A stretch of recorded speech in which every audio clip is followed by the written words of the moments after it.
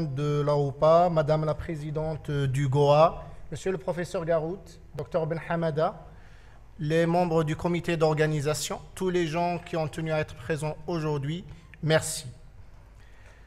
En continuité, toujours dans la continuité avec la séance matinale, donc nous allons parler du diabète et de l'hypertension artérielle. Le diabète, c'est une maladie chronique, c'est une endémie, c'est une pandémie. Chaque 24 heures, plus de 4000 diabétiques sont diagnostiqués, 200 décès, 50 adultes deviennent aveugles. La rétinopathie diabétique est liée à la durée d'évolution du diabète. Plus d'un tiers des patients diabétiques vont finir par développer une rétinopathie diabétique. Cela est lié à l'allongement de la durée de vie du patient diabétique et le changement du mode de vie favorisant obésité et sédentarité.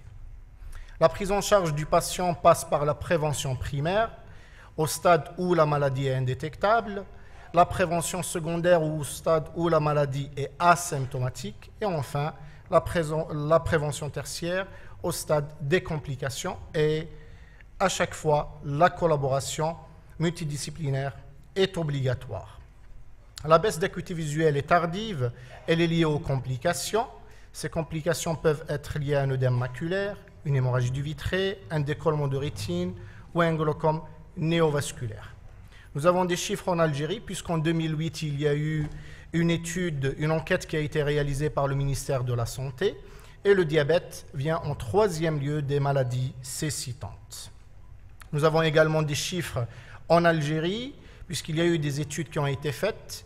Une première étude qui a été faite en 2001 par Karawat et Hall et qui retrouvait 49% de prévalence de la rétinopathie diabétique chez les patients diabétiques. Barkat et Hall, environ 10 ans après, retrouvent un chiffre quasi comparable, 48,6%. Donc un patient sur deux diabétiques va finir par développer une rétinopathie diabétique. Et plus récemment, en 2014, Derima et Hall trouvent une prévalence de 61,3%.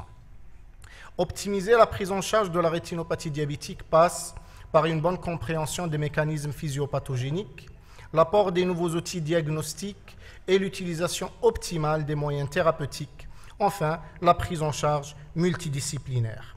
D'un point de vue physiopathogénique, c'est une maladie du tissu vasculaire, du tissu nerveux et c'est une maladie inflammatoire qui va faire intervenir des médiateurs de l'inflammation, mais également des facteurs de la croissance, notamment le VEGF.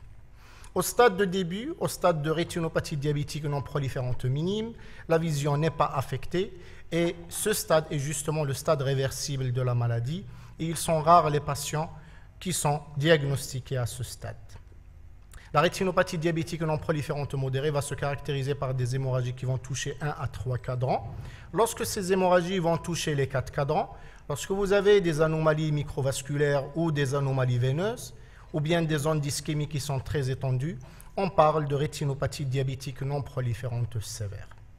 Mais ce n'est malheureusement qu'au stade de la rétinopathie diabétique proliférante où on va avoir une baisse de la vision centrale ou périphérique et qui est liée aux complications. Les examens complémentaires sont de plus en plus performants. L'OCT occupe aujourd'hui une place importante puisque c'est un élément diagnostique et pronostique de l'œdème maculaire. L'OCT a même supplanté l'angiographie dans certaines indications, même en matière de rétinopathie diabétique.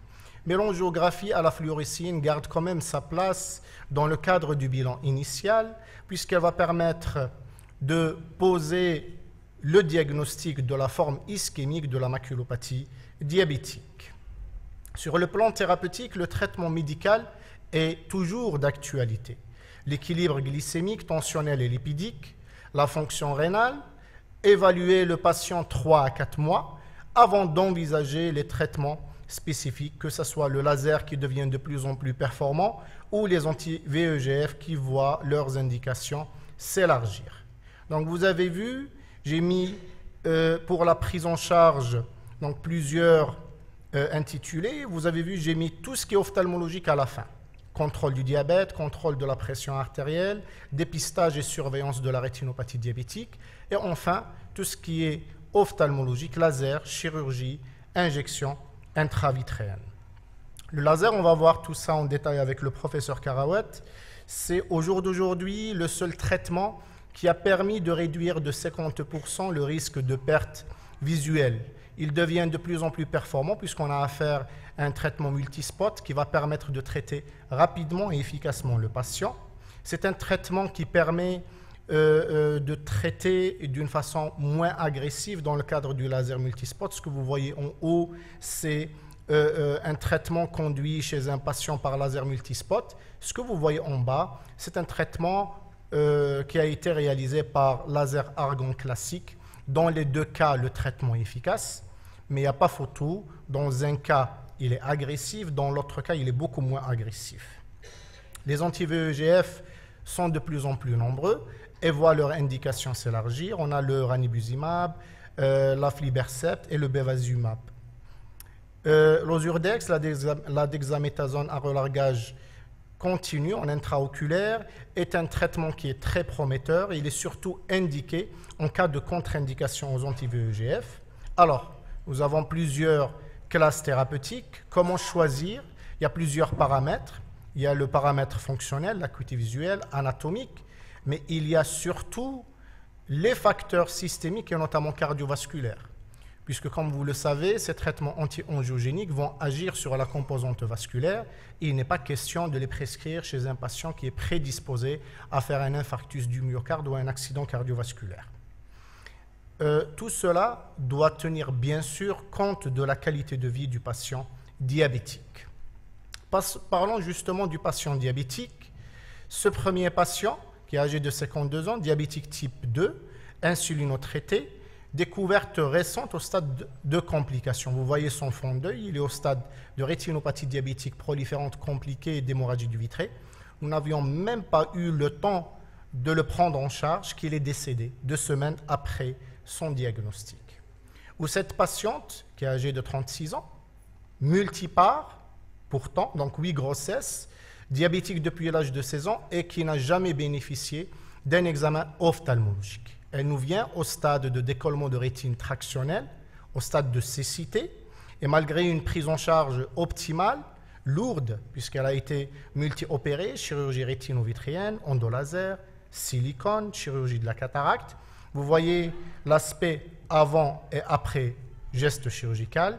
Certes, elle a récupéré sur le plan anatomique, mais le fonctionnel n'a pas suivi.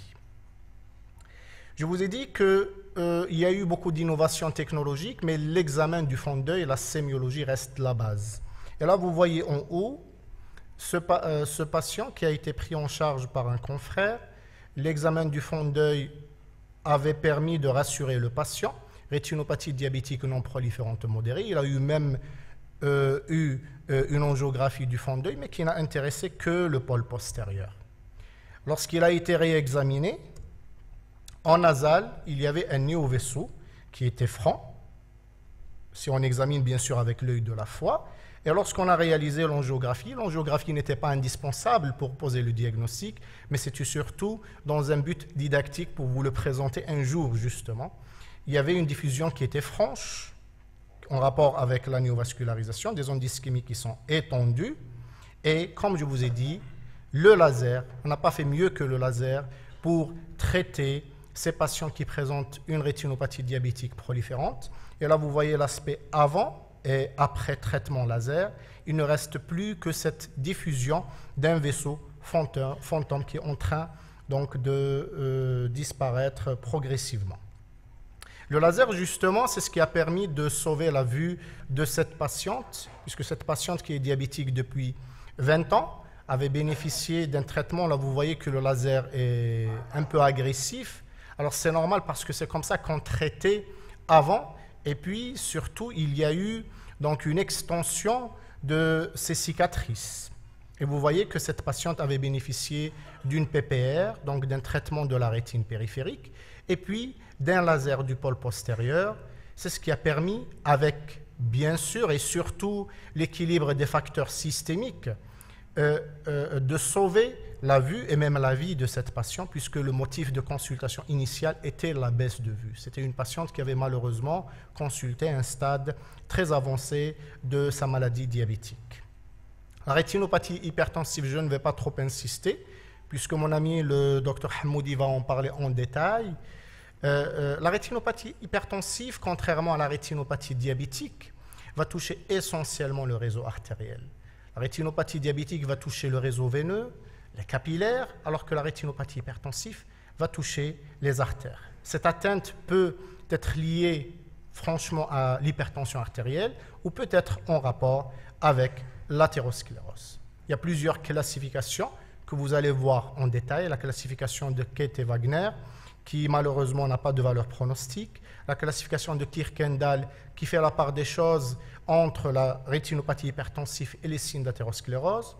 Et surtout, celle qui va nous intéresser aujourd'hui et que vous allez voir en détail tout de suite, c'est la classification de Wang et Mitchell, puisqu'elle a une valeur pronostique. Et là, vous voyez les différents stades de la maladie, de la rétinopathie minime, où vous avez une atteinte qui ne touche que le réseau artériel, à la rétinopathie modérée, où la rétine est touchée par des nodules dysoriques, des hémorragies, des exsudats, et enfin la rétinopathie maligne, où le nerf optique est touché. Alors justement, on va terminer par deux cas qui vont nous montrer l'importance de la sémiologie pour faire la part des choses entre la rétinopathie diabétique et la rétinopathie hypertensive. Ce patient qui est diabétique, insulino-nécessitant, suivi et traité depuis 12 ans, il est âgé de 58 ans, et là, à l'examen du fond d'œil, vous voyez qu'il y a des hémorragies dans les 4 cadrans. Il s'agit d'une rétinopathie diabétique non proliférante sévère, mais il y a une particularité, c'est qu'il y a une asymétrie entre les deux yeux. Là, vous voyez, ces petites taches blanches, c'est des nodules dysoriques. Ils sont concentrés au pôle postérieur et ils sont surtout concentrés à droite. Cela nous a interpellés. Qui dit nodule dysorique dit signe d'HTA et de souffrance cardiovasculaire. Donc, ce patient a eu un avis en cardiologie, une courbe tensionnelle qui avait retrouvé une HTA et puis un bilan lipidique qui avait retrouvé une hypertriglycéridémie. L'écho-Doppler des troncs supraortiques révèle l'existence d'une sténose carotidienne du même côté que l'atteinte. Et finalement, le diagnostic de syndrome métabolique est retenu. Ce dernier cas, c'est une consoeur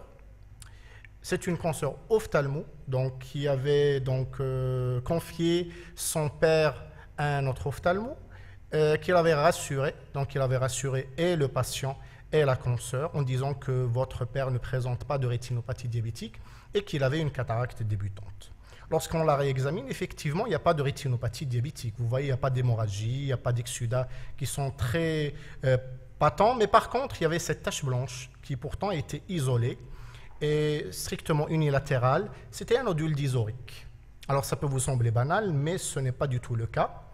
Là, à l'angiographie, on a une choroïdopathie hypertensive qui est manifeste et asymétrique. Elle touche surtout l'œil gauche. Et puis même l'œil droit n'est pas tout à fait sain, puisque vous voyez des zones d'ischémie. Et finalement, c'est un patient qui présente une choroïdopathie hypertensive. En plus du diabète, il avait de l'HTA et il avait un bilan lipidique qui était perturbé.